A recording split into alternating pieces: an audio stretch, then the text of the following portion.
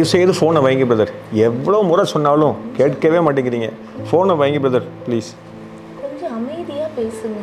எல்லா இடத்துலையும் அமைதியாக இருந்தால் நம்ம தோற்று தாமா போவோம். அப்படிலாம் கிடையாது. நம்ம அமைதியாக இருப்பது வந்து ஒரு மிகப்பெரிய வலிமையான ஒரு பதில். ஓ, அப்படி சொல்கிறியோ? நம்ம வாழ்க்கையில் அன்றாட நிறைய சவால்களை சந்திக்கிறோம். எப்பொழுதெல்லாம் அமைதியாக இருக்கணும்னு சொல்லி கொஞ்சம் சொல்லேம்மா.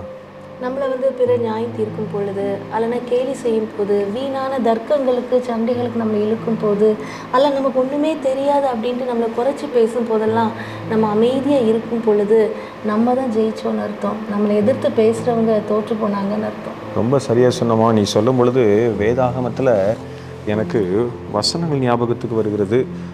ஏசாயா தீர்க்கதரிசன புத்தகத்தில் 53 7வது வசனத்தை நான் வாசிக்கிறேன்.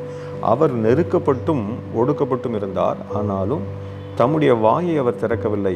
அடிக்கப்படும்படி கொண்டு போகப்படுகிற ஒரு ஆட்டுக்குட்டியை போலவும், தன்னை மயிர் கத்திருக்கிறவனுக்கு முன்பாக சத்தமிடாதிருக்கிற ஆட்டை போலவும் அவர் தம்முடைய வாயை திறவாதிருந்தார் என்று சொல்லி வேதம் சொல்லுது.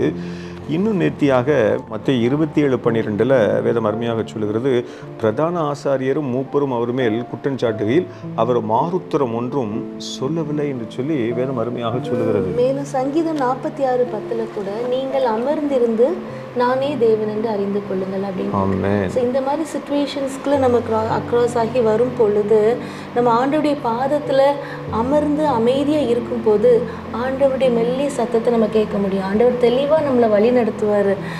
நம்மளை எதிரடையாக பேசினவங்களுடைய மனதில் கூட ஆண்டவர் பேசுவார்.